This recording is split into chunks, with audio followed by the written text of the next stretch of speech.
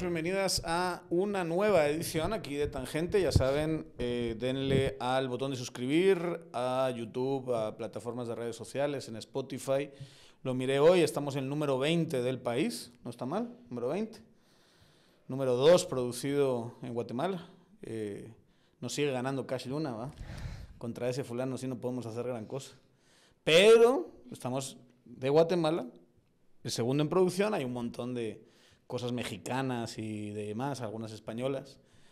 Pero bueno, muy contentos y sobre todo gracias por su apoyo y sigan ustedes generando engagement con nosotros, que nos viene muy bien para el algoritmo y para hacer de este proyecto sostenible. Bueno, el día de hoy, digamos, y siempre aprovechando que nuestro financista, banquero, economista... De Dubái. De Dubái. Dicen por ahí que no eres banquero. Ya. Dicen las malas lenguas. Y que en realidad eres un estafador. Con criptomonedas, tal vez. Pero nosotros sí nos creemos en Tangente las credenciales de José Luis Moreira, que está aquí conmigo. Me hicieron un background check, ¿verdad? A diferencia de algunas universidades que no lo tienen muy afinado eso. Mira, vas a hablar de eso. ¿Quieres hablar de eso? ¿Ah? Está haciendo nuestro querido Moreira referencia a su alma mater. Es tu alma mater, deberías tenerle más respeto. De hecho, lo que aprendí ahí me da de comer al día de hoy, ¿verdad? Entonces, o sea, agradecido. Yo siempre voy a decir que en la Marro fui feliz. Sí, yo sí fui feliz. Y siempre me pareció un espacio de libertad. No sé si lo es ahora, no sé si lo es ahora, no lo sé. He escuchado he escuchado cosas preocupantes y tampoco es un espacio que me interese mucho. Pero yo fui muy feliz. Y nunca tuve ningún problema. No, y de hecho, cuando yo fui estudiante, sí habían profesores con criterios muy distintos. Fue casi al mismo tiempo que tú y yo. Sí, cabal. ¿Y no nos conocíamos? No. Yo te miraba en las aulas, pues. Pero... Y tenías mala fama. ¿Mala fama de qué? De culero. ¿En serio? Sí, de profesor culero, sí. De que a la mara que no leía, como que los ponías on the spotlight, ¿verdad? Sí, claro. Sí. A mí no, me gusta pues tener eso era lo que se discutía. esa fama. Pero yo siempre he sido muy apreciado por mis alumnos también. No solo fama de culero. Tú solo escuchaste la parte de culero. Sí, que no se asignan con ese cabrón. Hijos de su madre, los de... Esos eran los de economía. Sí, porque hace algunos seminarios. Sí, unos seminarios de economía, que después no sé qué pasó con esos. Pero sí. Todavía están, creo yo. Ah, bueno. Yo me lo pasaba muy bien y yo me disfrutaba mucho. Esa parte. Pero se está haciendo referencia a un escándalo en España. Yo ahí sí voy a defender un poquito a Amarro. Le voy a decir, ella no fue profesora, jamás. Es una diputada española que hizo en su currículum, puso que era, entre otras cosas, era profesora de Amarro. Pero ella nunca fue profesora. Pero ¿y todo lo que borraron? Lo que pasa es que esa es la parte estúpida, ¿verdad? Que te pones a borrar cosas como que quieres robar evidencia. Creo que alguien de promoción se equivocó y dijo que era profesora, cuando en realidad era simplemente una política que vino a hablar de su experiencia. A nivel mediático eso habría sido más sano, ¿verdad? Que miren el community manager en su momento, ¿verdad? TikTok, porque claramente los videos decían profesora. Un video decía eso. Bueno, y la tenías publicitando las carreras concretamente, ¿verdad? Entonces, o sea... Sí. Miren, esto pasó. No, el manejo de la crisis fue una cosa espantosa. Espantosa. Pero bueno, no era esto lo que venimos a hablar aquí. Esto solo porque... ¿Por qué lo tienes que sacar? Porque... Por los background checks. Que aquí en Tangente ya me hicieron Yo sí voy a decir, volviendo al tema, voy a decir, y lo firmo, para todos aquellos que andan en Twitter difamando al profesor Moreira, porque es difamación. Que José Luis Moreira es quien dice ser. Sí. Ha trabajado en banca en Dubái, ha trabajado en banca en Francia, trabaja en banca en México. Y Dios sabe dónde acaba. Quizá de presidente de este país, no lo sabemos. ¿Verdad? ¿Dónde voy a Pero si tienes una experiencia en finanzas. Sí. Así dice el CV, vamos. Sí. Así dice el CV. Una vez más, yo digo que el CV es verdad. No solo porque lo diga el CV, sino que es porque es así. Mira... Tú como financista, como financiero, banquero se puede decir. Sí. ¿Por qué se dice banquero? Eso es otra cosa. Bueno, y para para conversaciones como estas, ya saben, si quieren, no lo estamos nosotros, agua, pura agua que estamos bebiendo aquí, pero si estuviésemos tomando un vinito, ya habríamos sacado nuestro paquete de 10 de Party Smart, nos habríamos tomado uno y estaríamos ahora disfrutando el gusto del vinito o del whisky o lo que sea que nos estemos tomando sin las consecuencias del día siguiente del alcohol y de nuestro hígado procesando ese alcohol, y siempre lo hacemos con Party Smart. Aquí siempre lo recomendamos. Acuérdense de tomarlo al momento en que empiezan a beber, y al día siguiente van a estar muchísimo mejor que si no lo hubiesen tomado, pero sobre todo, lo más importante, siempre les digo, que con esto cuidan su hígado a largo plazo, que es una opción de salud y es una opción que siempre invitamos a desarrollar desde una perspectiva responsable, bebiendo agua, comiendo, sin excederse mucho con el tema del vino, pero cuidando nuestro hígado. Ya tienes el empaquetado completo, entonces te quedas con lo mejor de los dos mundos, con salud y con sabor. Ya saben, lo pueden encontrar en farmacias, en Super 24, en supermercados. Party Smart. No es gerente dentro de un esquema de banca. Porque da la sensación de que el banco no es tuyo. No. ¿Por qué se dice banquero entonces? En el Porque, gremio. mira, ¿no? O sea, a ver, yo creo que ahí hay que hacer una distinción entre qué es lo que implica trabajar en banca, ¿verdad? Porque uno piensa trabajar en banca es, bueno, que es parte de lo que hago también, ¿verdad? Coloco créditos o tarjetas de crédito, capto depósitos, que es parte, digamos... Productos financieros. Ajá, pero digamos eso es banca de consumo, ¿verdad? Pero hay una banca que se llama banca de inversión, claro, que dentro de la banca de inversión tenés un tema de advisory, ¿verdad? Donde asesoras fusiones y adquisiciones, levantamiento de capital. Pero también dentro de la banca de inversión hay un tema de estructuración, por ejemplo, de títulos de deuda pública, ¿verdad?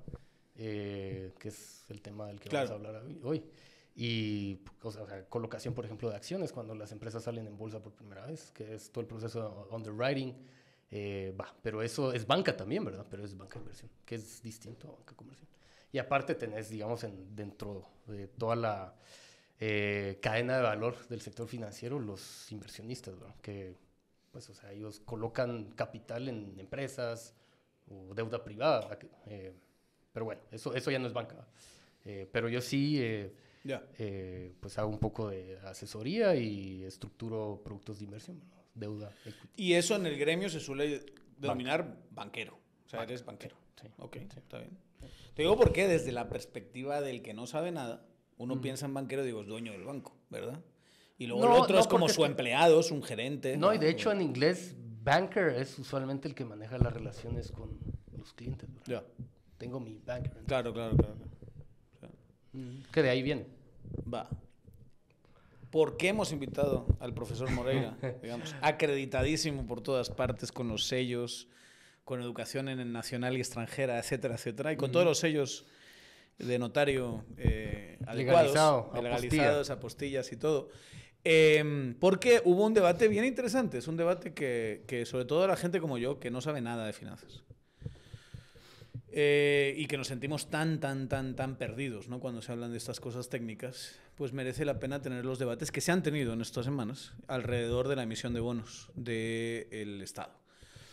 ¿Qué tan frustrado te pone cuando la gente, al explicar finanzas públicas o grandes finanzas, porque también podríamos decir lo mismo de grandes finanzas de grandes empresas, te hace analogías con una economía familiar? Te dice cosas como, si tengo dinero, ¿para qué me voy a endeudar? O sea, usted, señor, usted utiliza la tarjeta de crédito para pagar no sé qué. No. Si ya tiene el dinero, pague cash. Pague y es que ni siquiera, o sea, desde el punto de vista individual tampoco es una estrategia completamente óptima. Tú sí crees en la deuda, digamos, sí, incluso a nivel personal. O sea, obvio, pero la deuda, o sea, hay deuda mala y hay deuda buena. O sea, por ejemplo... ¿Ves? Yo sé que no sé de banca y de finanzas precisamente porque yo tengo una deuda con la tarjeta de crédito y la pago en el momento que puedo. No, claro, es que... Pero te estoy diciendo, me faltan 30 días de pagar y lo pago 25 días antes. Es que desde el punto de vista, digamos, a la gente le gusta hablar en términos empresariales, ¿verdad? Pero una tarjeta de crédito es una línea de capital de trabajo de 25, 30 días, ¿verdad? Claro. Pero no es dinero, no es una línea de crédito para endeudarse a largo plazo, ¿verdad? Sí. No. Aunque, puchica, los bancos, ¿cómo te llaman para decirte? ¿Tiene usted autorizado una línea de 400,000 quetzales? Que no quiero, señora. Deje de llamarme. Eso, pues en cierta medida, un modelo de negocios que depende de la falta de educación financiera de las personas, ¿no? Hablando de cómo funcionan las finanzas de un país o las finanzas de una gran empresa, eso es pura paja, me estás diciendo. ¿Qué cosa? El tema de compararlo con la economía familiar. Sí, o sea, es decir, que tenemos que ser... Porque, digamos, una de las cosas que a mí más me impresiona, viéndolo con perspectiva, digamos, de Guatemala, es que Guatemala tiene una deuda pública comparada, digamos, en términos nacionales, bajísima, ¿no? Carga de deuda pública, que es distinto. Es que, mira, a ver... Porcentaje del PIB en deuda, o sea, ¿no? deuda definida, carga de deuda definida como monto nominal de deuda sobre Producto Interno Bruto. Sí, eso. Porque en otros aspectos Guatemala tiene deuda alta. O sea, es que, a ver, y es que es una de las cosas que... Yo te lo digo, yo lo veo desde esa perspectiva, porque en España que tenemos 110% de nuestro PIB endeudado, o algo así. Y ahí va, o sea, entonces la no pregunta digo que sea ideal, pero ahí va. Y aquí que tenemos 30. Y ese es un buen punto de partida, ¿verdad? Porque si España tiene, no sé, 120% de deuda, España se ve como un país con mejor capacidad de pago que Guatemala, que tiene una deuda pública más baja. Y las calificadoras te dicen que es mejor, ¿verdad? Sí, España las mejor. Calificadoras. Y ese es otro tema, ¿verdad? Que, o sea, que me saca de onda. Con el tema de la calificación, ¿verdad? No, es que las calificadoras les pagan por emitir las calificaciones. Sí, es cierto. Pero el problema es que lo que no se entienden es que, y aquí se pone un poco epistemológico eso, ¿verdad? O sea, que las calificadoras han determinado un lenguaje de comunicación común entre los participantes de los mercados, ¿verdad? A lo que voy con esto es que si las calificadoras no existieran, como fue hace 120 años, ¿verdad? Los bancos desarrollan sus propios sistemas de calificación crediticia, porque es algo que se necesita. O sea, el mercado, y eso lo aprendimos en la Marra, ¿verdad? El mercado es un sistema de lenguaje, ¿verdad? Es un sistema donde transmitís información. Entonces, si decidimos prohibir las calificadoras hoy, los bancos lo van a hacer in-house, pero el sistema de análisis crediticio va a seguir existiendo porque es parte del funcionamiento de los mercados de capitales de deuda, ¿no? O sea, simple. Entonces, cuando me vienen a decir, sí, es que las calificadoras no sirven. O sea, y desde el punto, o sea, el criterio epistemológico es porque se equivocaron una vez. O sea, eso bajo ningún punto de vista puede determinar si algo funciona o no. ¿Y si les costó volver a tener credibilidad después de la cagada de 2008? A nivel mediático, digamos, a nivel de cultura popular puede ser por todas las películas, ¿verdad? Pero dentro del sistema de mercados de capitales, las calificadoras nunca dejaron de trabajar, ¿verdad? Les impusieron regulaciones, ¿verdad? Claro. Ahora tienen que hacer disclosures de conflictos de interés, ¿verdad? Tienen que hacer otros disclosures de... Y solo para ponerlo en contexto, todo esto viene de la crisis de 2008, donde las calificadoras la cagaron. Porque le dieron al mercado ese lenguaje, ¿no? Yo no lo veo así, pero... ¿Cómo lo ves? O sea, era un modelo, eran supuestos equivocados, ¿verdad? Es que el problema de la crisis... Mala información, mala evaluación. Pero no fue como que deliberadamente ellos estaban... Sabían que había ahí una mierda y dijeron que no. O sea, toda la crisis de 2008 se fundamenta en riesgos sistémicos no reconocidos, ¿verdad? Y por eso es que todo el proceso de Basilea III y de las regulaciones bancarias macroprudenciales... Y otra crisis va a volver a ocurrir, ¿verdad? Por cierto que alguien como tú seguro que estudió finanzas bajo las premisas de esa crisis, ¿no? O sea, tu formación estuvo muy influida por eso, ¿no? Y no solo por eso, sino más, de hecho, más por la crisis de 2011, porque estudié en Francia, ¿verdad? Que eso fue, o sea, 2011 en Europa fue casi cataclísmico también, ¿verdad? Con todo el tema de... Y, de hecho, por eso hay buenos economistas en el tema de análisis fiscal en Europa, por lo que eso implicó a nivel fiscal, porque la crisis de 2011, ¿verdad? En Europa, ¿se acuerdan de la crisis de deuda pública con Grecia, España, Italia? O sea, desarrolló de hecho un nuevo pensamiento de cómo, y esa es la pregunta, ¿verdad? ¿Cómo determinamos si un país es buena paga o no? Y eso, ahí vienen las calificadoras, ahí vienen los spreads de los bonos soberanos, ahí vienen los derivados, los credit default swaps, ¿verdad? Que también es otra medida de riesgo. Y ahí viene todo este ecosistema volvemos al tema epistemológico, ¿verdad? De comunicación intersubjetiva en el mercado de capitales. Ya. Ok, te has ido un poquito por la tangente con el tema de las calificadoras. Volviendo a que las finanzas públicas no se manejan como las finanzas privadas, la pregunta es ¿por qué? Porque a la gente sí le hace sentido. Y vamos a poner nombres y apellidos. Julio Héctor Estrada, que ha sido el de los más vocales, ex ministro de Finanzas, presidente de la Comisión de Finanzas del Congreso y obviamente diputado por el Partido Cabal, salió hace un par de semanas, ¿verdad? Que es cuando se generó, digamos, este debate, a decir, están haciendo algo casi criminal, ¿verdad? Que es emitir bonos de deuda cuando tienen un montón de dinero en caja. Y eso es terrorífico, porque ¿para qué? Si no has ejecutado bien, ¿verdad? ¿Por qué vas a...? Entonces ahí es donde vienen las analogías. Sí. Usted si tiene su colchoncito para pagar sus cuentas, no me va a decir que utiliza un crédito para pagar esas cuentas. ¿Por qué se endeudaría si está todo... si ya tiene dinero, si su problema casi es que no se está gastando ese dinero, que es lo que está pasando con el tema de la ejecución? Y la gente escucha eso y dice, pues tiene todo el sentido. ¿Por qué no tiene sentido? ¿Cómo le explicarías a alguien algo contraintuitivo? Tema esencial que no solo compete, digamos, a las finanzas públicas, sino a una empresa grande y moderna, ¿verdad? Fundamento esencial. Vos no recibís el dinero al mismo tiempo que lo gastas. O sea, las aerolíneas, por ejemplo. Vos pagás el ticket hoy, pero en realidad el gasto, ¿verdad? Eso viene 3, 4 meses después, cuando tomas o sea, cómo incurre el gasto de esa empresa, esa aerolínea, ¿verdad?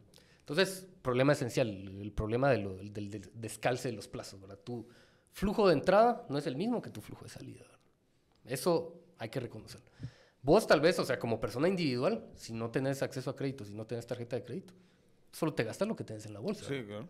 Pero fundamentalmente ese es el propósito, digamos, temporal del crédito, ¿verdad? De traer lo que es futuro, traerlo al presente, y lo que es presente, traer el futuro es el ahorro, ¿verdad? Que es lo contrario. Ya.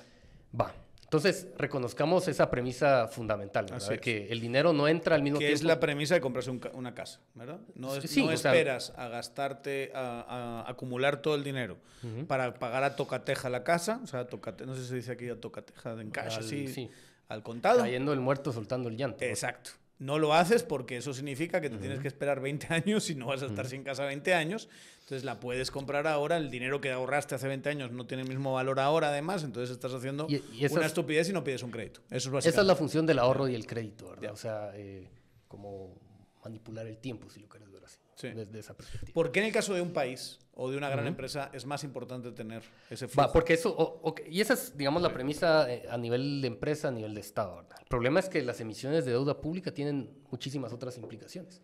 Y una implicación fundamental que esta gente no ve es que todos los activos y el riesgo de Guatemala como país se deriva. O sea, todo el pricing, ¿verdad? Todo el precio de los demás activos, digamos, se deriva del riesgo soberano, porque hay, digamos, un fundamento en finanzas que no... Y eso no siempre... en algunas circunstancias donde hay empresas muy sistémicas, sí se permite que el riesgo de esa empresa sea menor al del país, pero en teoría, no puedes tener algo menos riesgoso que las finanzas públicas de un país, ¿verdad? Entonces, las implicaciones de un mal manejo sobre todo del precio de los activos soberanos, ¿verdad? Tiene unas implicaciones que van hasta el crédito que vos vas a buscar ahorita para comprar una casa, ¿verdad? Porque, digamos, el fundamento de tu pirámide de activos financieros es el riesgo soberano, ¿verdad? Y eso es fundamental. Entonces, o sea, cómo se manejan esas finanzas públicas afecta a qué clase de tasas tengo yo. Exactamente. Y eso se deriva. Entonces, el manejo de las finanzas públicas de un país, aunque no lo veas directamente, es crucial, ¿verdad? Porque eso te va a impactar. Por ejemplo, lo mencionaba en otro programa, ¿verdad? El tema, o sea, el comportamiento de los spreads, ¿verdad? Del diferencial de riesgo de Guatemala internacionalmente va a tener un impacto en el tipo de financiamientos que los inversionistas internacionales van a poder adquirir para financiar estas plantas de la nueva licitación de energía, ¿verdad? Entonces es importantísimo, o sea, como te digo, desde un punto de vista de pirámide de activos, ¿verdad? La base de la pirámide son el precio de tus activos soberanos, ¿verdad? Entonces, esa implicación es importante, ¿verdad? Pero enfoquémonos en lo que es más sencillo, más operativo, lo que te decía. Flujos de entrada no son los mismos que los flujos de salida, ¿verdad? Y por esa razón, todo, incluyendo el de Guatemala, ¿verdad? todo el diseño institucional de las finanzas públicas del país tenés una división en quién se encarga de levantar el dinero y quién se encarga de gastarlo, ¿verdad? Por una razón no son la misma entidad, porque es distinto, tenés objetivos distintos a nivel institucional de un cuerpo que se encarga de levantar los fondos a un cuerpo que se encarga de gastarlo, ¿verdad? Y por todo lo que te dije, ¿verdad? Porque no es lo mismo, o sea, no son las mismas consideraciones aquí, ni las mismas consideraciones acá, ¿verdad? O sea, esto se encarga... Aquí siendo, para quien lo está escuchando en Spotify, porque estás haciendo sí, aquí y allá físicamente, aquí el que se encarga de recaudar el dinero y aquel que o sea, de conseguir el dinero y aquel el que se encarga aquí de gastarlo, de ejecutar los fondos y el que se encarga de levantar los fondos. Sí. Y como te dije, hay una diferencia fundamental en los tiempos. Por eso es que a nivel institucional, O sea, todos los países del mundo... A ver si te entiendo. Lo importante de algo como esto es que no te quedes apalancado. Financieramente apalancado. Es que apalancamiento, ese es... O sea, mi punto es, y así lo veo yo, si tienes ahí, decían algunos 30.000 millones sin ejecutar, pero salió el ministro de Finanzas a decir son unos idiotas, tenemos mucho 12.000, en fin, algo así. Lo que pasa es que muchos de esos fondos ya están comprometidos, están asignados, y están esperando ciertos milestones de ejecución. Entonces es mentira física que los tengas disponibles, digamos. No, y es que a eso voy, lo que decías de apalancamiento, ¿verdad? El problema aquí, la palabra mágica aquí es un problema de liquidez, ¿verdad? O sea, no un Estado, ni una empresa, no te puedes quedar sin dinero, ¿verdad? Claro, eso es. No te puedes quedar sin dinero. Y de hecho, digamos, dentro de todas estas reflexiones de diseño institucional de los marcos de finanzas públicas de un país, tenés lo que había mencionado antes, ¿verdad? Una estrategia de mediano plazo de gestión de pasivos, ¿verdad? Que eso podemos hablar, que es un tema en sí mismo. Pero esencialmente lo que te recomiendan es, mire, gobierno, no maneje muy delgadito sus fondos de cash, ¿verdad? Porque usted no, sobre todo en un país como Guatemala que tiene problemas enormes a nivel de ejecución de fondos públicos, no te puedes quedar corto de cash, ¿verdad?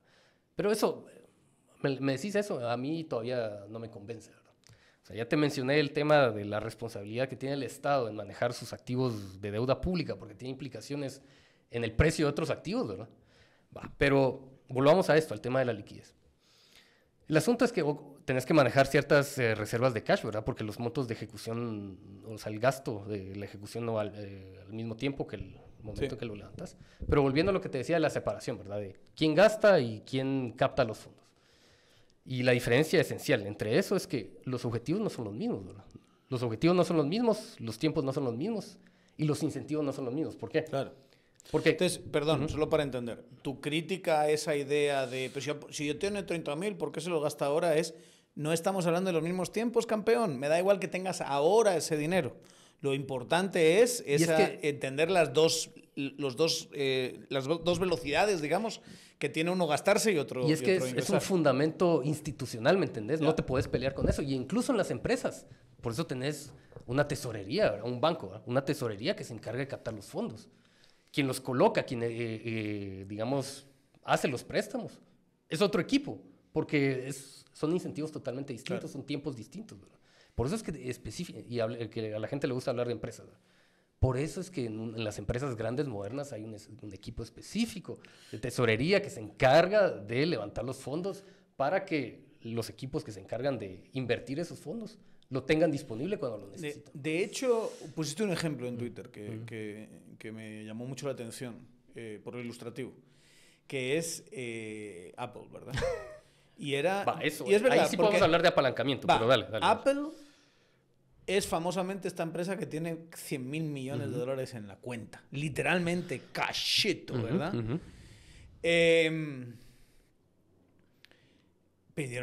Tú pusiste una noticia. Levantaron bonos. Levantaron bonos. Y uno dice, bueno, pero si tienes 100.000 millones que no te estás gastando porque estás, como se dice técnicamente en Guatemala, pupuso de pisto, ¿verdad? ¿Cómo es que esa misma gente emite unos bonos de deuda, básicamente? ¿Por qué haría algo con eso? Vaya, ahí está, retomamos una palabra que vos usaste, ¿verdad? La magia del apalancamiento, ¿verdad? O sea, mucha gente dice, sí, no hay que comparar los países con las empresas porque son... Hagámoslo, porque la verdad es que toda esta incomprensión de la deuda... Financieramente hablando, Apple es más grande que muchos países. No, pues el Producto Interno Bruto, o sea, de muchos países está por debajo de lo que de la capital, no, digamos, de los ingresos anuales de Apple. Así es. Va. Pero como te digo, hay mucha gente que lo estándar es decir, sí, no hay que comparar las empresas con el Estado porque son distintos. Pero el problema es que cuando hacen esas comparaciones las hacen en una empresa pensando en que la empresa es tu billetera, ¿verdad? No, pensemos en una empresa moderna, Apple. ¿Qué es lo que pasó ahí? Apple, digamos, durante su historia fue una empresa que se manejaba con cero deuda, ¿verdad? Cero deuda financiera, que es decir, la deuda que no es capital de trabajo de corto plazo, ¿verdad? Entonces llegó en 2013, tenían 20 mil millones de efectivo y decidieron hacer una emisión de, no me acuerdo cuánto fue, como 17 mil millones de bonos. Vaya, qué estúpido, ¿verdad? Si tenían el cash, ¿por qué están pagando intereses? Y eso es a lo que voy al concepto de apalancamiento, ¿verdad? Que, dicho sea de paso, o sea, a mucha gente le gusta hablar de apalancamiento en términos de empresas, pero los países también se tienen que apalancar, porque el apalancamiento es lo que te... Y por eso hago la diferencia entre deuda mala y deuda buena, ¿verdad? Porque la deuda buena es la que el costo de financiarte es inferior al beneficio que vos adquirís con la inversión de esos fondos. Y hablando de países, ¿verdad? En infraestructura, en mejorar la salud de la población, la educación, ¿verdad? Entonces, la deuda tiene un sentido financiero, no solo a empresas, sino a nivel de países, ¿verdad? Pero Apple, ¿por qué lo hizo? Porque hicieron una operación que se llama un dividend recap, ¿verdad? Que emitieron bonos y esos bonos, ¿qué fue lo que hicieron? Emitir dividendos, ¿verdad? Entonces, se apalancaron un poquito para que el costo de capital, o sea, para que la estructura de capital fuera más favorable a los accionistas y, digamos, los accionistas tuvieran menos dinero parqueado en Apple y pagarles el cash, porque lo más valioso es tener tu efectivo, ¿verdad? Entonces, fue una pura operación financiera donde aumentaron los retornos en términos del capital que tenían invertido los accionistas de Apple, ¿verdad? Pero ahí vuelvo al concepto fundamental del apalancamiento, ¿verdad? Y el problema de este país, que lo he repetido mucho, es que no se tiene una perspectiva de inversión, ¿verdad? Y el apalancamiento es el fundamento de la inversión, ¿verdad? O sea, los países, el objetivo de un país no tiene que ser tener una deuda pública baja. El objetivo de un país tiene que ser tener una deuda pública sostenible. Pagable, claro. Sostenible, que no es lo mismo. Porque tener una deuda pública baja... Que es el caso de Guatemala. Que es el caso de Guatemala. Si lo analizas como un banquero de inversión, ¿qué te está diciendo? Nos ha ido de mierda. Bajo apalancamiento, ¿verdad? No estás invirtiendo. Si no solo eso, sino que además el resultado es malo. Que tengo mal capital humano, ¿verdad? Tengo una infraestructura... Tengo a gente desnutrida, tengo una infraestructura de miércoles, y todo eso me está impidiendo ganar dinero ahora, porque tengo esas condiciones. Si yo tuviese mejor infraestructura, mejor capital humano, mejor salud, etcétera, etcétera, a lo mejor resulta que estaría haciendo unos negocios y recibiendo inversiones y tal. Volviendo a lo de España, ¿verdad? O sea, ¿cuál es el objetivo de un Estado, ¿verdad? El bien común, ¿verdad? Claro. O sea, ¿qué preferís? España tiene 120% de deuda sobre PIB, pero los estándares humanos son superiores a los de Guatemala, ¿verdad? Entonces, ¿qué es lo que verdaderamente busca un Estado, ¿verdad? Y la deuda pública de España es sostenible, ¿verdad? O sea, tiene AA de calificación. Va, te voy a hacer el contraargumento, quizá para... que creo que es el que te haría si Julio Héctor y compañía, porque salieron varios economistas, ¿verdad? Estuviesen aquí, sí, en la cara del fulano, ¿no? Sí, todo eso está muy bien, pero asumiendo que la empresa, entre comillas, la organización, está haciendo lo que tiene que hacer, que es mejorar la infraestructura, mejorar no sé qué, invertir en esto, invertir lo otro. Lo que pasa es que estos están malgastando el dinero. No lo están haciendo. Es que, y a eso iba yo. Ajá. El problema político, porque no es un problema técnico, sino es un problema político, es la ejecución, lo que ponía aquí, ¿verdad? La ejecución de los fondos públicos, ¿verdad? Que ese es un problema... No el endeudamiento. No, porque al ministerio... Que haya dinero disponible para eso está re bien. Y de hecho, pero esto ya es muy geek de banquero de inversión, ¿verdad? Pero el hecho de que Guatemala tenga la capacidad de colocar bonos a 30 años debería ser un motivo... De alegría. De alegría, ¿verdad? Porque El Salvador no puede hacer eso. Argentina no puede hacer eso. No estoy seguro, por ejemplo, si... Argentina de Milei no puede hacer eso. No puede... Es un milagro. O sea, Argentina no puede, ni siquiera ahorita, y esto es un facto, ¿verdad? No puede colocar un bono a 10 años. Ahorita, no puede, no tiene acceso. Es lo que se llama el famoso market access. Claro. Argentina no tiene... Pero de hecho y lo va a tener, y lo va a tener. Yo entendí que ese dinero que estaba agarrando de deuda el gobierno de Milei era precisamente para tener acceso a mercados. Eso es lo que está buscando. Es que, porque, y volvemos, ¿verdad? Otra vez a la reflexión aquí, de este lado, del lado derecho, de la capacidad de un Estado de captar fondos públicos. Ese es el problema ahorita de Milei, que lo quiere resolver ahorita, que poder captar fondos. Y lo ha hecho, digamos... suscribió un crédito bilateral con un comité sindicado de bancos, pero recuperar la confianza de los mercados es jodido. Que Guatemala tiene por la capacidad que tiene de colocar a 30 años. De eso lo quisiera tener Argentina. Va, y esa capacidad viene de la forma austera que se han manejado las finanzas públicas. Entonces no estamos tan mal. No solo es que no solo es ¿De eso. qué viene? ¿Viene algo que ha hecho este gobierno? Sí. Le mejoraron, por ejemplo, la calificación de riesgo. Pero eso importa tanto, digamos, Sí, a nivel de 30 años. Sí. ¿Me estás diciendo que Yamatei no podía meterlo a 30 años? Nah, no, creo que metió uno a...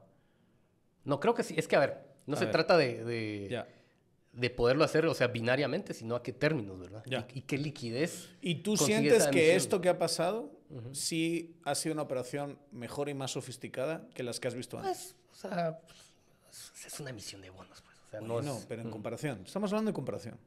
Pura comparación. O sea, no es muy distinto lo que hizo Yamatei en 2023. Ya. O sea, pero, sí hay que verlo desde el punto de vista de la liquidez, bro. Y las tasas, y no las tasas, porque eso es sujeto a malas interpretaciones. Los spreads, que es lo que importa, ¿verdad? Es que me dicen, Guatemala colocó... Solo para los inútiles, ¿qué es un spread? Spread es la diferencia entre... Riesgo. Lo voy a explicar. Sí. Por ejemplo, Guatemala colocó ahorita 7%, ¿no? Sí. Va, pero esa es la tasa total, ¿verdad? Sí. Pero eso no es lo importante. Lo importante es la diferencia entre la tasa total y la tasa libre de riesgo, ¿no? Que tiene un bono de Estados Unidos.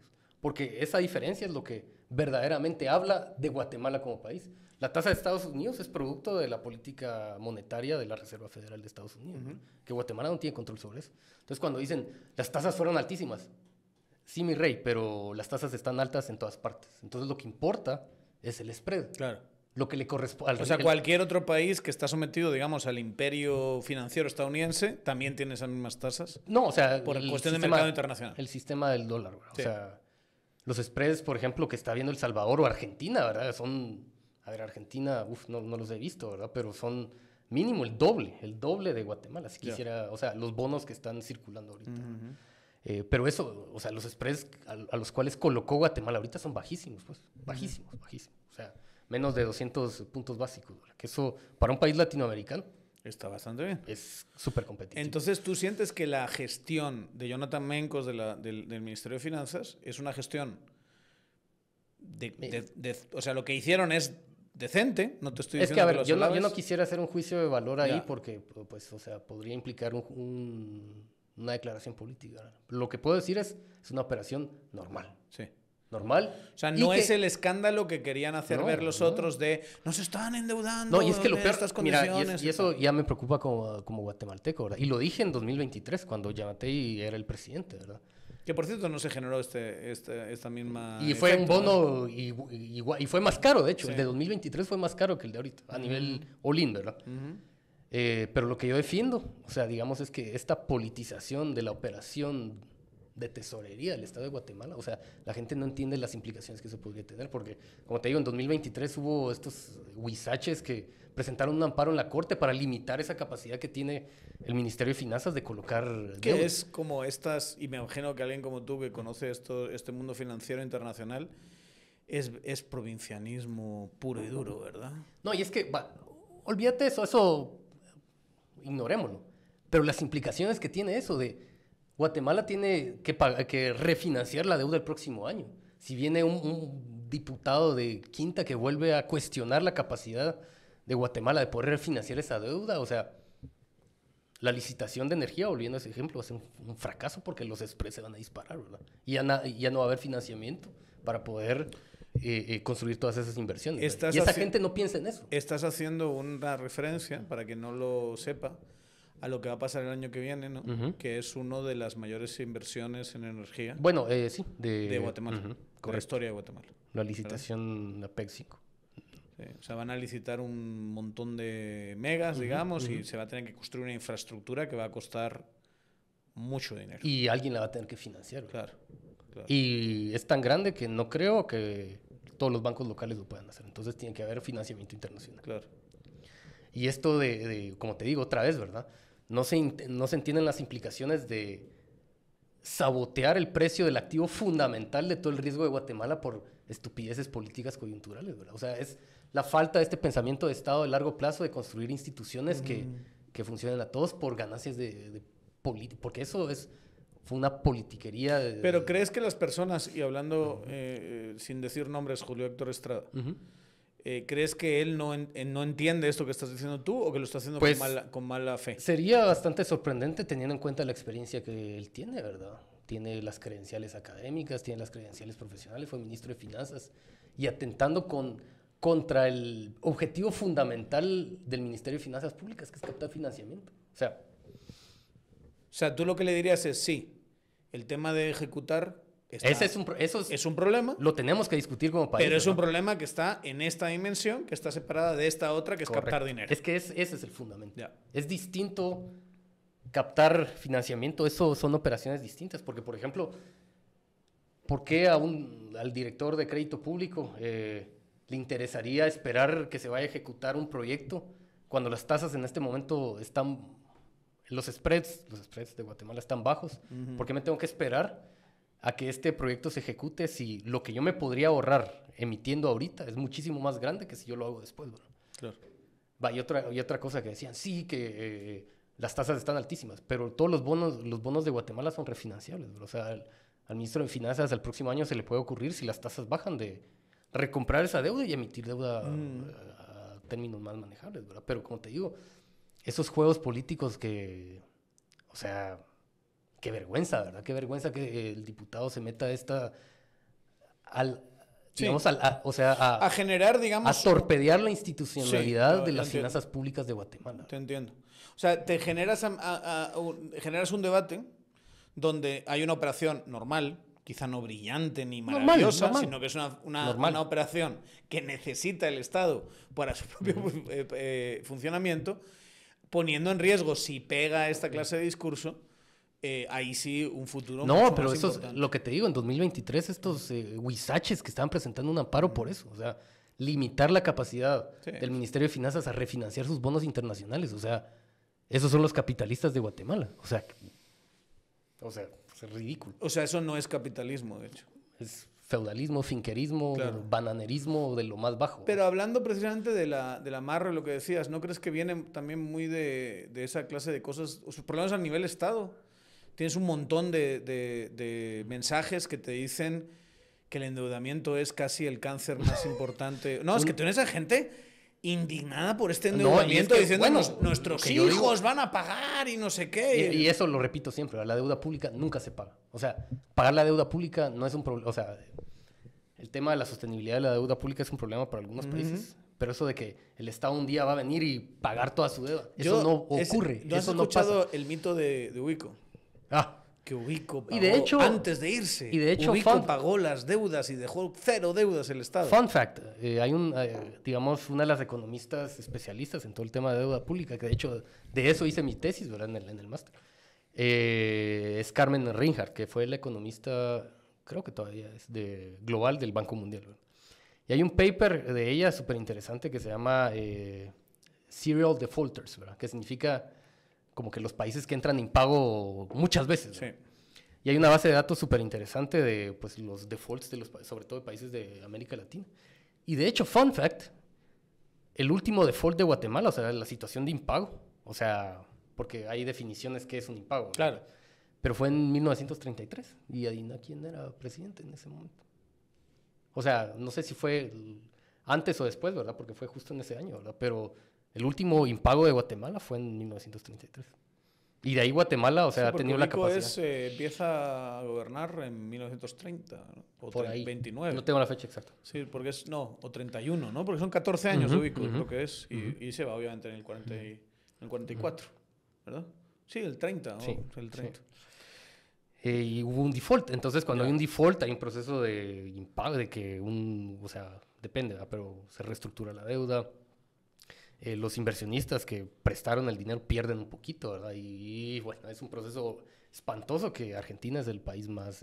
Argentina es impresionante. El top offender, ¿verdad? Que tiene 9, 10 procesos de impago en toda su historia. O sea que es, en América Latina, el peor. Sí, por eso lo que dices tú, recuperar la confianza es terrorífico. La credibilidad. Sí. Y es que la gente no se da cuenta de esas politiquerías, el impacto que puede tener en la percepción que los inversionistas internacionales tienen de Guatemala. O sea, no lo piensan porque están ahí jugando este juego tal vez de intereses locales, no sé, ¿verdad? Pero bueno, en todo caso, a mí como ciudadano me interesa que la institucionalidad de Guatemala funcione, sobre todo en el tema financiero, que es donde estamos muy rezagados. Claro. Ahora bien, quizá a lo mejor para darle la vuelta a tu argumento, sí sería conveniente que el gobierno de Guatemala ejecutase un poquito más, bueno, es que para legitimarse, no por esta cuestión de las... Dos cosas donde yo veo la responsabilidad clara del gobierno, digamos, la negligencia, si le puedes hablar. Uno, digamos, en el tema estrictamente técnico, es que el gobierno debe publicar, no sé si ya existe ahora, pero debe publicar, debe socializar una estrategia de gestión de pasivos de mediano plazo que tienen todos los países emergentes, ¿verdad? ¿Y por qué esto es importante? Y yo lo dije, ¿verdad? Y me estaban chingando por los acrónimos. ¿Por qué esto es importante? Porque desvincula, digamos, estas emisiones de todo el ciclo político. Miren, yo tengo plazo de aquí a 8 años, claro, voy a emitir esto porque tengo que refinanciar esta deuda. Entonces hay un plan de 8 años donde, miren, este es mi cronograma de emisión de deuda, ¿verdad? Y como te digo, función de la tesorería, ¿verdad? Voy a emitir esta deuda y a nivel, digamos, de inversionistas, les interesa tener este cronograma, este país va a emitir en tal año, entonces si a mí me interesa incorporar esos activos dentro de mi portafolio, voy a tener claridad y generar liquidez, o sea, es una bendición eso. Pero el gobierno, eso no lo ha hecho, no sé si ya lo hizo, pero en todo caso no es público. No lo ha explicado bien. No ha sido sociabilizado, entonces... De hecho a mí me gustó, por razones puramente de comunicación política, que la reacción de Jonathan Mencos, del ministro, haya sido una reacción fuerte, digamos. Porque en Twitter llegó y se puso a reventar a Julio Héctor. Me gustó porque ha sido muy, muy raro en este gobierno, ¿verdad? O sea, este gobierno es un gobierno que no maneja un discurso duro, que yo creo que podría manejarlo. Pero bueno, me gustó solo por ese interés. Pero quizá a lo mejor le falta explicar por qué. Él empezó a hablar, digamos, casi con un ataque personal, digamos. Y por ejemplo, es que por eso me frustra, ¿verdad? Porque yo trabajo de eso, ¿verdad? Pero la gente piensa que la emisión se le ocurrió 2 semanas antes al ministro de Finanzas, claro. Y bueno, 2 semanas antes vio el porcentaje de ejecución, está malo, me da igual. Lo cual descarta esa idea de que lo está haciendo para tener dinero en caja y no sé qué, para el año que viene y cosas de eso. Los procesos de emisión de bonos mínimos se tardan 4 o 5 meses, ¿verdad? No es como 2 semanas antes y lo hago, ¿no? Hay que mandatear un banco, hay que hacer un roadshow, después hay que hacer un ejercicio de pricing, ¿verdad? Y después se hace toda la emisión de bonos, o sea, hay que hacer una debida diligencia, la redacción del offering memorandum, ¿verdad? Que es el documento que tiene todas las características, o sea, ¿Y hacerlo en el extranjero adecuado, crees? Porque si hay una recomendación del Fondo Monetario Internacional que dice, emitan deuda, sí, tienen que emitir deuda, que es otra cosa, ¿verdad? Que el Fondo Monetario Internacional le está diciendo, hagan estas operaciones. Si les van y es que lo dice. Sí, lo dice. A pesar de que es más favorable hacerlo en el exterior, eso lo dice claramente. Sí. Háganlo en moneda local. Dice, no. ¿Dicen en moneda local? No. Dice, a pesar de que es más favorable en el exterior emitir deuda, ustedes tienen que implementar reforma A, B, C para desarrollar mercados de capitales locales para que puedan endeudarse a términos competitivos. O sea, eso no es endeudamiento, sino es reforma del sistema. Tiene que ser es que porque ahorita, ¿cómo funciona los paupérrimos mercados de capitales de Guatemala, ¿verdad? O sea, ¿dónde está parqueada todos los bonos, ¿verdad? Bonos entre comillas, porque no circulan en todos los bancos, ¿verdad? En los bancos. Y, o sea, eso es una cuestión estructural, pero es lo que te digo, es la responsabilidad de un gobierno buscar reformar eso. Claro. Y se podría reformar creando a través de... Son operaciones, o sea, por pueden ejemplo... ser acuerdos gobernativos, pero también cambios de leyes y cosas así. Un mercado secundario donde yo puedo agarrar esto, que es lo que dice el Fondo Monetario Internacional. El fondo se los ha pedido. Que dice, yo tengo este bono, entonces te lo doy a ti, Pepito, y Pepito dice, está bien, me lo quedo. Que circule. Y luego yo se lo vendo a Juanito, y Juanito dice, mira, qué buena inversión, y así. Y es que, porque cuando hay liquidez, bajan los costos de financiamiento, ¿verdad? Pero, es a lo que voy, bro. Primero, el gobierno no ha publicado una estrategia de gestión de pasivos a mediano plazo. El acrónimo que no les gustó a algunos. Vale. Responsabilidad política del gobierno. Otro, no ha habido voluntad política. O sea, incluso el simple hecho simbólico de llegar al Congreso, miren, esta reforma es lo que tenemos que hacer.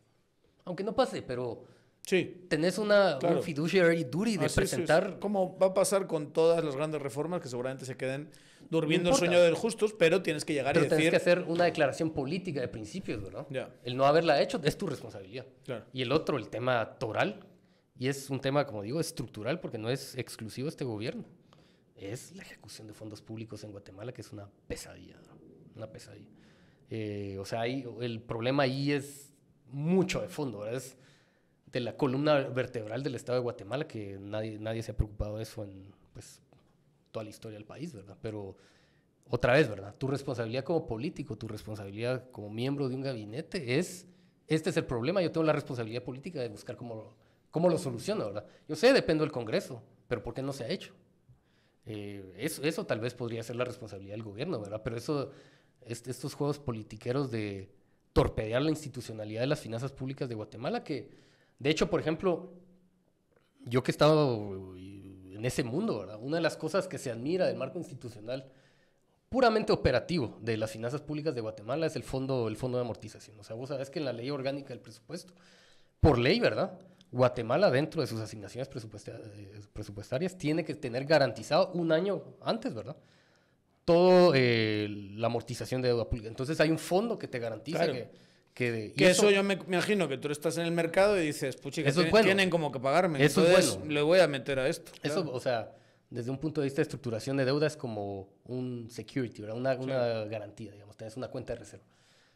Eso por ejemplo está bien, pero este tipo de cosas de que quiero politizar la capacidad que tiene el Estado, porque no hablemos del gobierno, ¿verdad? Porque si esto lo hace hoy un diputado, cambia de gobierno, uno que sea de derecha, va a venir un diputado de izquierda que lo va a intentar hacer, ¿verdad? Entonces esa es la preocupación del entramado institucional de Guatemala, que estos juegos politiqueros está torpedeando y que es una irresponsabilidad total, ¿no? ¿Y crees que, en algún caso podemos interpretar que puede haber mala fe, pero en otros casos crees que es por puro desconocimiento? Que lo que nos falta aquí... Tenemos Lo que pasa es que te voy a decir mi hipótesis, como todo en la vida, ¿verdad? Tenemos un país que tiene un sistema financiero muy poco sofisticado. Esa es la realidad. No tenemos bolsa de verdad, tenemos una cosa, pero no es una bolsa de verdad. No tenemos esos mercados secundarios de los que estás hablando. No tenemos mecanismos así... no hay una curva de plazo soberana, ¿verdad? Sí, por ejemplo. No tenemos nada de eso. Y entonces, pues normal, cuando tú no tienes desarrollado un mercado, un área, puede pasar incluso con un deporte, un arte, lo que hay dentro pues se ve muy provinciano y muy mediocre, supongo, cuando lo ves desde fuera, ¿no? Es como decir, hay un mundo de pintores, pues un mundo de pintores muy pequeño, no sé, entonces te vas a París y en París es otra cosa, entonces lo que hacen en París nos parece que es magia negra casi. Bueno, puede ser por eso, porque incluso los que se dedican a finanzas en este país no han tenido la experiencia, el acceso a cómo se hace en otros lugares. Yo preferiría no opinar en ese sentido, ¿verdad? Porque no sé, o sea... Pero hay lagunas, obviamente. Me invito a hacer la siguiente pregunta y es, ¿nos hace falta una modernización financiera? Sí, y es que el problema, y es la paradoja de vos que sos politólogo, que todo esfuerzo de modernización siempre encuentra una reacción conservadora. Claro, un interés. Una reacción conservadora. Un interés creado. Y bueno... Sin interés creado no hay reacciones conservadoras. O sea, todas las declaraciones o los esfuerzos políticos de buscar la modernización de este país siempre van a buscar, siempre van a encontrar y a toparse con descalificaciones, sabotajes, acoso, porque pero el problema ahí es, o el tema ahí, la cuestión esencial es si te vas a huevar o no, ¿verdad? Y no hay que ahuevarse. Entonces... claro. Que ahí es donde yo te digo que yo aprecié que la reacción del ministro de Finanzas fuese esa. Porque fue una reacción de no ahuevarse. Sí, no. Y de decir, no saben de lo que están hablando, yo sí sé de lo que estoy hablando y lo voy a hacer y lo he hecho por esto. A ver, y yo critico abiertamente al presidente, ¿verdad? Si el presidente hubiese sido el ministro de Finanzas Públicas, ¿qué hubiese pasado? Y es que la implicación de haberse echado para atrás de una operación, como decía antes, ¿verdad? Sí hubiese pasado. No solo se trata de darle a los ministros fondos que ejecutar, sino también tiene la implicación del precio de los activos y de toda la percepción internacional de Guatemala, ¿verdad? O sea, la implicación del presidente de haberse echado para atrás de esa emisión habría sido 3 veces peor, ¿verdad? O sea, porque no podés cuestionar la credibilidad que debe de tener Guatemala en los mercados. Más que nada cuando el mercado te acaba de decir que sí tienes credibilidad, digamos, que creen en ti de aquí a 30 años. Sí, exactamente. Te están diciendo que creen bastante en ti. Como te digo, no todos los... Claro, y es lo que dices del Salvador. El Salvador está en una situación... El Salvador no puede colocar a 30 años. Penosa financieramente hablando. No puede. Que siempre me hace gracia de nuestro amigo empresario Gutiérrez, Juan José, creo que era el Gutiérrez que habló delante de Bukele y le dijo, usted ha solucionado todos los problemas empresariales existentes. Bueno, todos menos el hecho de que tengas una mierda de finanzas públicas, ¿verdad? No, lo que sí es que a puro palo, ¿verdad? Que, bueno, eso podemos tener una discusión en torno a eso, ¿verdad? Pero... Bukele sí ha logrado bajar la percepción del riesgo, ¿no? Y porque ha captado, o sea, ha mejorado las... El Salvador, como te digo, no puede emitir a 30 años ahorita, no puede. Pero, digamos, a nivel de percepción internacional ha mejorado porque ha captado más impuestos, ¿verdad? Ha, digamos, disminuido el riesgo, entre comillas, político, de violencia y todo eso. De seguridad y demás. Pero igualmente tiene un problema. Hay un problema estructural en las finanzas porque está agarrando. Que no lo ha solucionado. Está metiendo más. Y eso es lo que. Otra cosa que. Ahí sí que como practicante me puso furioso, ¿verdad? De la recomendación de emitir deuda a corto plazo, ¿verdad? Eso es lo que hacen los países quebrados. Los países quebrados emiten a corto plazo. Bueno, es lo que hacen las personas quebradas también. Se van con el que te presta por semana, digamos, el prestamista. Sí, porque nadie, o sea, porque no, cuando no tienes credibilidad no podés colocar financiamientos a largo plazo, ¿verdad? Claro. Y la recomendación es, debió de haber colocado, y eso es una tontería absoluta, un eurobono a 3 años, ¿verdad? Perdón mi francés, ¿verdad? Pero esa porquería no existe, ¿verdad? No existen eurobonos de 3 años. Porque, a ver, y esto es un poco de ¿Cuánto es el mínimo de eurobono?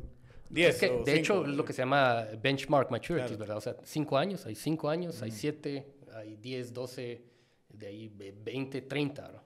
Porque es lo que te estructura a plazos, ¿verdad? Pero un eurobono de 3 años es alguien precisamente que no sabe eso. Ese sí no sabe. El que dijo 3 años no. No, y la recomendación de emitir a corto plazo a 3 años, ¿verdad?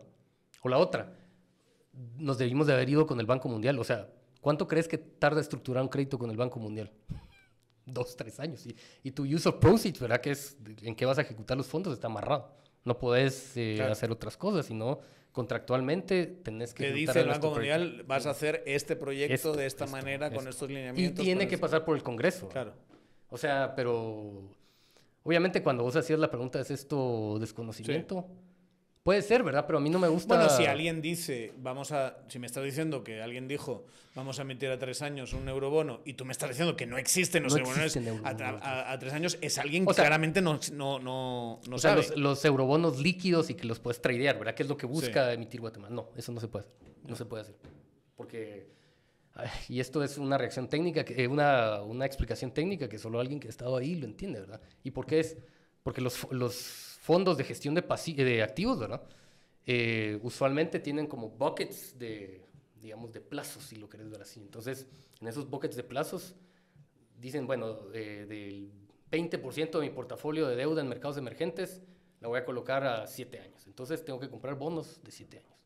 Este otro lo voy a colocar a 12 años. Entonces, tengo que comprar eurobonos de 12 años. Entonces, emitir bonos que no son de benchmark maturities, ¿verdad? De plazos no benchmark o no benchmarkeables, digamos. Es un bono sin liquidez. Y si tienes un bono sin liquidez, las tasas de interés son altísimas, ¿verdad? Y otra tontería que es emitir a corto plazo, ¿verdad? Eso bajo una perspectiva de optimización financiera. Y es una cuestión del valor del dinero en el tiempo, ¿verdad? Vos tenés que emitir a más largo plazo lo más que podás, ¿verdad? Porque eso te permite tener el cash en mano. Claro. O sea, pero bueno, o sea, ahí es una cuestión de fundamentos que no vale la pena debatir, ¿verdad? Porque si no lo entendés... Lo que pasa es que tienes que ver que mucho del discurso es gente cuyo ideal sería que Guatemala tuviese 0 deuda. 0. Y tú eso dices, eso no existe. No, si sos CFO de una empresa pública y venís a decir mi estrategia es tener 0 deuda, te echan, se cagan en la risa de vos y te mandan al carajo. Sí, que eso es lo que yo te digo de provincianismo, que hay como conversaciones que se tienen aquí en Guatemala, ¿verdad? O sea, ahora que todo este debate alrededor de la ley de lavado, ¿verdad? que hay algunos que están saliendo a decir unas cosas que dices tú, Dios de mi corazón, hermoso. O sea, bueno, lo que sufrimos con la ley de competencia, ¿no? Sí, la ley de competencia es otro ejemplo. No, es que esto es una ley contra el mercado, no sé qué. No, cuando decía, a ver, y esto no me acuerdo qué diputado fue, pero fue Veneno, que lo dijo en su programa, que, o sea, criticando la ley de competencia. ¿Cómo va a ser posible que el Estado tenga acceso a los estados financieros de las empresas? O sea, por la ley de competencia, ¿verdad? Porque obviamente para el control de concentraciones tiene que haber una verificación de market share y todo esto. O sea, esos son los voceros de la clase empresarial. No, estás mal de la cabeza, de verdad, y eres un ignorante, es lo que te pasa. Pero es lo que te digo, hay mucha ignorancia. Hay mucha ignorancia. Pero como te digo, yo no me voy a meter a calificar eso, ¿verdad? Sí. Porque digamos, las implicaciones de meterte a un debate de José Luis, lo otro es decir que tienen mala intención, que es peor. La ignorancia se puede curar, digamos, con conocimiento, con discusión, con debate. Así se puede curar la ignorancia. El problema de la mala intención es que ahí hay un interés creado detrás y a saber qué está pasando. Bueno, alguien se está aprovechando con una situación y nos están intentando clavar el cuchillo. Pero vos como ciudadano, ¿cuál es tu responsabilidad? Informate, ¿no? Informate, respeta el trabajo de la gente, ¿verdad? Respeta el trabajo de la gente que... Yo sé que es respetar el expertise también, ¿verdad? Pero eso ya es una crisis global en la que estamos, ¿verdad? Pero bueno, en todo caso, o sea, la responsabilidad tuya es informarte bien, ¿verdad? O sea, y no caer en ese tipo de estupideces, porque otra vez, ¿verdad? Reitero, y esto es tal vez la implicación más importante en una discusión de esta naturaleza, ¿verdad? Te importa a vos porque son tus instituciones y tus instituciones tienen un impacto en qué nivel de vida vas a tener en este país, ¿verdad? Las posibilidades de vida que vos tenés en este país. Entonces te tiene que interesar, ¿verdad?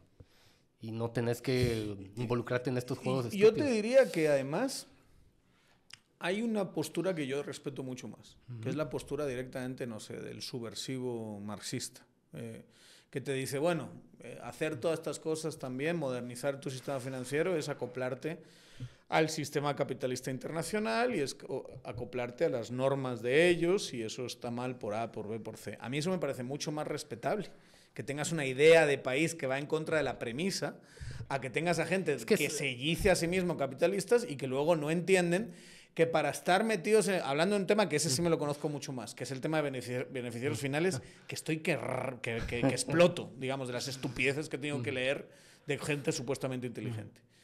Es que es meterse en la modernidad, muchachitos. Esto es una cosa, es un estándar que está pidiendo todo el mundo, porque cuando yo no sé quién controla la empresa y cuando no tengo instituciones que puedan saber quién controla la empresa, el riesgo de lavado, el riesgo de estafa, el riesgo de terrorismo, es mucho mayor. Entonces llegan estas instituciones internacionales, que sí, que son instituciones del capitalismo global, y te dicen, estos son los 23 requerimientos.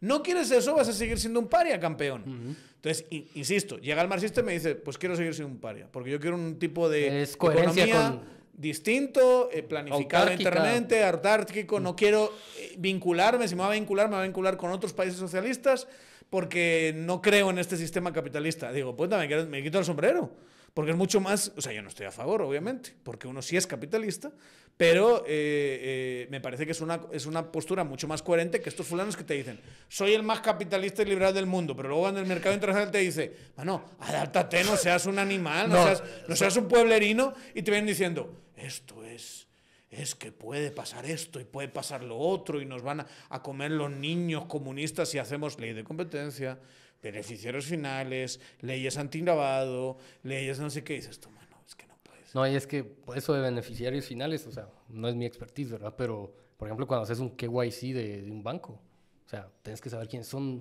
los verdaderos dueños de una empresa. En Gran Bretaña, para estos animales, estos mulas que están hablando de eso, y para la Corte de Constitucionalidad, que son unos desgraciados, que son unos enemigos de la modernidad, básicamente. Sí. La institución, pero bueno. En Gran Bretaña, tú estás obligado a que en la base de datos de quién está detrás de las empresas, y no solo son los accionistas, sino quién las controla, quién es el beneficiario, quién es el gerente, quién en última instancia se beneficia de la empresa, quién la controla. Son abiertos para todos. Sí. Entonces, una base de datos que tú dices, tal empresa, voy a ver quién está detrás. Company's House. Exacto. ¿Y por qué? Porque el capitalismo requiere de ese nivel de transparencia para tener confianza, para que la confianza asiente las interacciones. En este país, todo lo que sea medio tener transparencia en ese sentido es un atentado contra las bases del liberalismo, lo cual es una paja y una mentira de gente que lo que quiere es que sigamos en el oscurantismo. Sí. Es así, ¿verdad? Y esto se reproduce en mil debates, ¿verdad? Que ya va a venir otro debate de ley de competencia porque van a ver si no molestan también en ese sentido el debate de la ley de lavado, etcétera, etcétera. ¿verdad? O incluso, a ver, un tema pues que no tiene una vinculación directa con la inversión y el capitalismo, pero la ley de aguas, ¿no? O sea, ¿cómo, otra vez, y lo he dicho en otras instancias, ¿verdad? Pero ¿cómo pretenden estos capitalistas, ¿verdad?, generar un marco de inversión en el sector de agua, ¿verdad? Porque el agua no solo se trata de embotellarla, tienes infraestructura, plantas de tratamiento, de reuso, de desalinización, ¿verdad? ¿Cómo pretende esta gente capitalista, ¿verdad?, de que tengas el marco institucional de formar contratos a largo plazo para financiar este tipo de infraestructura si no hay una ley de agua, ¿verdad? Pero obviamente, ¿verdad? No, lo decís. Es eso. Lo decís y te vas a topar igual con toda esta estupidez. Lo que pasa es, yo lo que veo es hay poca sofisticación en muchas voces porque seguimos siendo un país muy provinciano, ¿verdad? Y nos tenemos que liberar de eso. Y eso es un proceso. Vamos bien, vamos caminando. Vamos caminando. Pero luego lo otro son gente hiper malintencionada, que además en algunos casos tienen capturados mercados enteros y luego te dicen que la regulación es mala. Cuando luego estudias las regulaciones y dices, pero si la regulación te está... O sea... No, es que los mercados hay que desregularlos. Mi huevo, tú las regulaciones las haces para que te beneficien a ti. Y está clarísimo que hay un montón de distintos espacios donde las reglas del juego están trucadas, ¿verdad? Pero yo creo que ese debate lo vamos a tener en los próximos 30, 40 años y lo van a perder, van a perder ese debate. No, el futuro no es de esa. El futuro no es eso. Porque esa clase de estructura capitalista... que es un capitalismo, digamos, de finca, agrario, ¿sí? de rural, provinciano, no es productivo. Entonces no da soluciones. Entonces la gente está emputada. Entonces la gente emputada vota por cosas que no son así. Y eventualmente, pues, en este proceso de transformación, va a haber cosas, digamos, de gente que les va a disciplinar muy feo y que no son necesariamente los más democráticos y ojalá haya, pues, oportunidades más modernizantes y reformistas al futuro, ¿verdad? Aparte de lo que ya está pasando ahora, que creo que no está siendo muy profundo, pero estamos, digamos, 18 meses. No sé hasta qué punto vamos a cambiar todo esto en 18 meses. Pero a ver, ellos siguen teniendo una responsabilidad política, ¿verdad? O sea, el gobierno actual. Sí. El gobierno actual. Sí. Yo siento que además en estas cosas hay muy poca claridad, fíjate.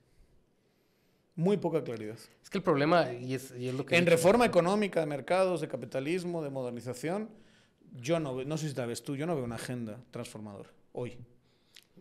A ver, y es lo que he dicho antes, ¿verdad? O sea, tiene que haber una diferencia entre burócratas y políticos, ¿verdad? Que necesitan los dos. Para que un Estado funcione, necesitan los dos. Sí. El problema es que ahorita tenés burócratas haciéndola de políticos. Entonces...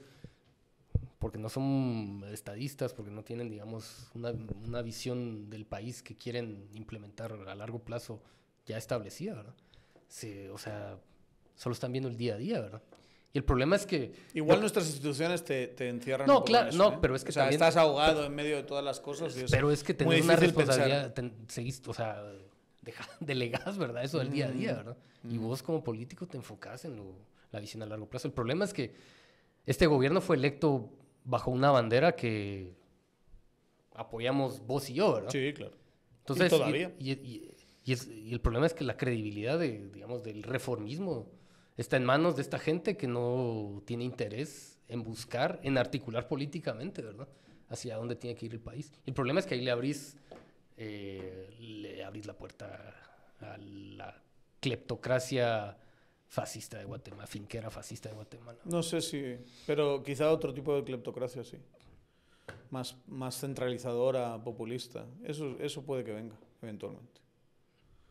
Digamos, yo creo que estamos mucho más cerca de un Bukele que de un Azur y Ríos, digamos. Mucho más. Políticamente hablando. Bueno. Está bien, en todo caso, el gobierno puede abdicar la responsabilidad, por ejemplo. No, obvio, claro. No. por lo que te digo, ¿verdad? Sobre todo en este tema concreto de los bonos. Y por cierto, ¿no te parece que igual, yo creo que vamos a hablar más de esto porque creo que es un tema muy importante? No va a llegar, para mí no va a llegar a ningún sitio, pero me parece que es... A mí se me preocupó la propuesta de ley esta de agilización de esta semana, de una parte del oficialismo más cercana al presidente. Me parece que fue inconsulto con otras organizaciones del Estado, me refiero a que se hizo como un pequeño grupo lo hizo y lo tiró, no sé ni siquiera si con aprobación del presidente, asumiría que sí. Pero, claro, están pensando en un mecanismo para agilizar inversiones que quita muchos controles y que en las condiciones actuales a mí se me preocupa mucho. Me parece que eso puede ser una... Hoy el CACIF sacó un comunicado hablando de la preocupación y creo que le estás dando al CACIF cierta legitimidad a la hora de... Bueno, legitimidad no creo, pero le estás dando como cierta razón de decir, cuidado con plantear... Esto lo plantea Yamatei, yo sí saco el fusil y me voy a las montañas. O sea, es algo que no sé si es la solución, sinceramente. Habiéndola leído, porque sí la leí. No, es que, a ver, aquí volvemos a lo que ya habíamos discutido antes, ¿verdad? Que esta es una, digamos, solución burocrática a un problema político de fondo del Estado, que ya lo habíamos mencionado antes, ¿verdad? La incapacidad de ejecutar bien, eficazmente, el sistema de inversión fondos públicos. O sea, por ejemplo, vos sabías que en Uruguay, cada vez que hay un nuevo gobierno, el nuevo gobierno tiene la obligación de proponer un presupuesto de 5 años. O sea, cada gobierno... Un plan quinquenal, dirían. Un plan quinquenal, exacto. Sí, un presupuesto, ¿verdad? Sí, claro, claro. Y obviamente sigue todo el proceso de aprobación presupuestaria, pero eso te da otro horizonte de planificación de la inversión, de la ejecución de los fondos públicos, y no, y lo repito siempre, ¿verdad? Que esa obscenidad de los consejos de desarrollo, ¿verdad? Que hoy en día sí, al gobierno actual le sirvió para pasar un presupuesto, ¿verdad? Pero otra vez, ¿verdad? Volvemos a lo que he insistido aquí, desde el punto de vista de estadismo, de desarrollo de instituciones, a largo plazo, es una obscenidad eso. Pero es ahí donde va mi crítica. Entiendo el impulso de decir, vamos a crear algún tipo de mecanismo para poder ejecutar, porque el sistema de inversión está destrozado y no sirve. Pero es un chapuz.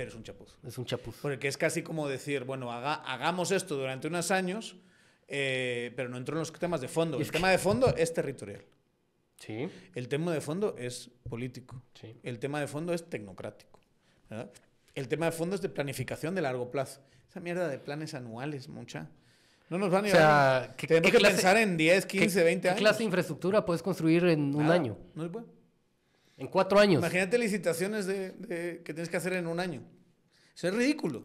Ahí tendría que haber, y ahí es donde este gobierno no hereda eso, porque no hereda un plan de carreteras que solo tiene que seguir, digamos, puedes reajustar, pero tienes que seguir las fases. Y desde luego no ha sido capaz de construirlo a día de hoy, ¿verdad? Es que, a ver, incluso... Pero es que el mismo sistema de planificación presupuestario está mal. El sistema territorial está mal. Los consejos de desarrollo están mal. Las MUNIs son una miércoles, ¿verdad? O sea, entonces hay que repensar todo el modelo de inversión pública.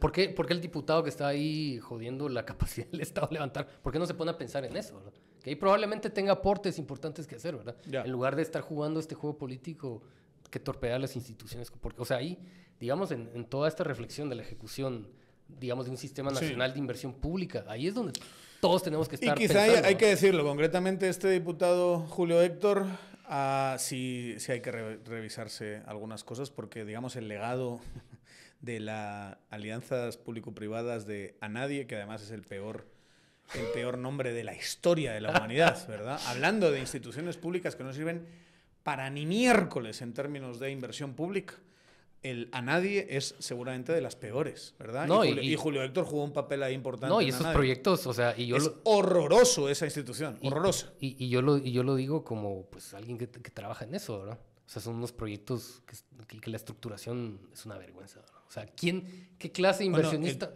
El proyecto del metro. El proyecto del metro es un desastre. Absoluto. Es un desastre absoluto. Está mal diseñado desde el principio. Y llegaron los gringos y le han dicho, no, hay que hacer un nuevo proyecto. ¿Verdad? Porque está hecho miércoles. Y esta gente es la que viene aquí a dar lecciones de qué. O sea, seamos claros. ¿A qué venimos a dar lecciones? Cuando, sí, estos fulanos en 18 meses dejan mucho que desear en términos de lo que han podido avanzar políticamente. Te la compro, digamos. Es una crítica que sirva para avanzar. Yo, desde luego, en lo que uno pueda, yo voy a seguir intentando apoyar en los ámbitos en los que se pueda reformas en este sentido, porque yo sí creo que tenemos un presidente que es buena persona y es un tipo que le preocupa el país. Yo lo creo en mi corazón, en mi esencia. Pero que te venga gente de gobiernos anteriores o que te venga gente de gobiernos locales, ¿va? Que nos han destruido la vida con el tráfico y con cosas así, a dar lecciones de inversión. Cuidadito, ¿eh? O sea, pongamos las barbas a remojar un poquito primero y tengamos la discusión de una forma mucho más, vamos a decirlo así, madura, abierta. ¿Eh? No es como, o sea, mira, y hay gente honesta, decir, puta, pero si es que alianzas público-privadas, ¿qué ha salido? Ha salido una alianza público-privada en los últimos 15, 20 años. ¡Una! Puta, eso es lo que vienen aquí a dar lecciones, que ha salido una mierda. La mierda de Aerometro que ha planteado. La MUNI ha planteado un proyecto de Aerometro que es una basura, hombre, estructural, que no sirve para nada. Y luego te llegan a ver y hacen exámenes del plan del metro y dicen, esto es un plan, esto es una mierda. Y luego lo que dices tú, la lista de proyectos, yo no los conozco todos, pero tú que has visto proyectos en Dubái, en no sé dónde, y en Jordania, y en tal, ves esos proyectos y todo el mundo que sabe de estas cosas dice, esto es una basura, esto no hay por dónde agarrarlo, ¿verdad? Y estos son los criticones, pero si has estado son los capitalistas, son los capitalistas de Guatemala, ¿verdad? Creo que hay que tener una discusión muy honesta en esos términos, sí, sinceramente. Sí. No, y como decir, insisto, bueno, está bien. Un marco nacional de inversión pública. Yeah. Que, o sea, yo no descarto, digamos, de mala fe la experiencia que gente que ha trabajado mucho tiempo en el Estado que te puede aportar, porque conoce y todo eso, pero lo que no se permite es que se instrumentalice eso para torpedear otro tipo de instituciones que podrían tener peores implicaciones para Guatemala. O sea, es una reflexión de Estado, no es una reflexión de gobierno. Bueno, yo creo que ya nos hemos desahogado. Se extendió la casaca. Y se extendió un poquito. No queremos que llegue al horario del presidente, ¿verdad? Y de la entrevista presidencial, que sé que no te gustó. ¿Por qué no te gustó? A mí sí me gustó. Es que, a ver. A mí sí me gustó, me pareció de valor. El problema es que personas como vos, lo dije en otro lugar, creen que se debe juzgar integralmente una entrevista desde su punto de vista didáctico, ¿verdad? Y no, una entrevista no es una clase, vamos. Pues una entrevista no es una disertación. No. Y a mí me pareció que se le debió de haber dado algunos contraargumentos más pullones, digamos. Ya. O sea, eso es una opción, es una decisión. Bueno, entonces mejor que se hubiera puesto en un podio y él empieza a hablar. Pero es una decisión, me refiero. Esto no es matemática pura y dura. Esto es una decisión. Claro. O sea, tú generas una ruta en una entrevista. Y te voy a decir una cosa que gente como tú no sabe. Gente que sí hacemos entrevistas sabemos. Pero gente como tú que no hace entrevistas, hablando yo no hago entrevistas. Okay. Es un equilibrio complicado. ¿Por qué? Porque cuando tú traes aquí a gente, te puede pasar, para no decir nombres, la de Valdizán. Valdizán tenía, que ahora quien no se acuerde que es muy joven, pero tenía unas entrevistas súper agresivas en... no, pero es que tampoco se trata de eso. Bueno, te estoy poniendo un ejemplo para ilustrarlo. Valdizán, yo creo que además de una forma súper entretenida, a mí me gustaban verlas, ¿verdad? Llegaba y sentaba a ciertos candidatos, me acuerdo en 2015, le pegó una a Jimmy, vamos, que era... Incluso era así como preguntarle cosas así de cultura general para ver si lo pillaba y cosas así. ¿Qué le pasó a él? Que no le volvió a llegar nadie. Y que ya nadie quería ir con él. Entonces te quedas y, de verdad, aquí tenemos un problema que nos diga que sí la gente, no es broma. ¿Por qué no has traído aquí a Sandra Torres? Yo la he invitado 1000 veces, no quiere venir. La he invitado 1000 veces. He invitado... Los últimos. Invité a Carlos Pineda. No me ha contestado. Me ha dejado en visto. No sé si es que... Yo creo que tengo bien su teléfono. Uh-huh. Invité a Telma Cabrera. Estaba enferma. Me dijeron que por ahora no. Espero que nos acepte la invitación más adelante. Yo voy a seguir insistiendo. No viene Jonathan Mencos. Lo he dicho aquí varias veces. No viene aquí en este programa. Es como que no le gusta, no quiere venir aquí. No sé si es por casualidad, si no lo es. Yo se lo he planteado incluso personalmente alguna vez. ¿Y qué dice? Que sí, pero luego nunca llega a dar. Si luego lo ves en Canal 7 por todas partes, ¿va? Y entonces uno dice, bueno, hay que tener cuidado, es un equilibrio delicado porque si no te quedas sin contenido futuro. Y esto a alguno le puede parecer una tontería, pero no es ninguna tontería mantener esto. Y luego también es que quieres hacer. Tampoco quieres tener un espacio donde vengas aquí a buscarle las cosquillas a la gente. O sea, puede pasar que se ponga tensa una entrevista y que eso te pueda ayudar, ¿verdad? En un momento dado, a tener vistas y a que genere polémica. Pero por regla general aquí se ha querido tener un espacio de confianza donde la gente quiera volver. Incluso aunque se les cuestione un poquito más duro. Pero es más arte que ciencia también, es cómo lo combinas. Bueno, pero es un problema más de cultura política también, ¿verdad? Porque, por ejemplo, en Francia, o sea, tenés al presidente que lo... Obvio, claro. Y tienen 2 entrevistadores que son a mí me periodistas hostiles. A mí me encantan los de la BBC, ¿va? La BBC les pegan unos repasos a un tipo que se llamaba Shakur, que se apellidaba. Logrón. No, y es que duro. No. Y otro anterior que era incluso más duro. No, y es lo que... ¿Cómo se llama él? Y esto va a lo que te decía antes, ¿verdad? De que no estamos acostumbrados a, por ejemplo, esto que te dije que fue responsabilidad del gobierno, a que se le exija, ¿verdad? Sí, o sea, claro. Yo voté por este gobierno, ¿verdad? Y yo creo... No, y se lo toma muy mal la gente, las críticas. Se lo toma muy mal. Gente, hace falta mejorar la cultura. Es una cuestión de cultura política. Lo es, y hay que seguir avanzando las fronteras. Hay que seguir. El tema es cómo hacerlo es más arte que ciencia. A lo bestia, con un martillo no lo vas a conseguir. En todo caso, pudo haber sido mejor. Está bien, por eso te lo saqué para que te explayases en el mismo espacio que tuvo la entrevista con el presidente, te explayases en tu crítica. Pero Arnoldo yo quisiera hablar con Arnoldo, es un tipazo. Sí, a mí a veces me cae mal. ¿Por qué? No sé, es muy raro. Un tipazo. No, Arnoldo un querido, ¿verdad? Pero...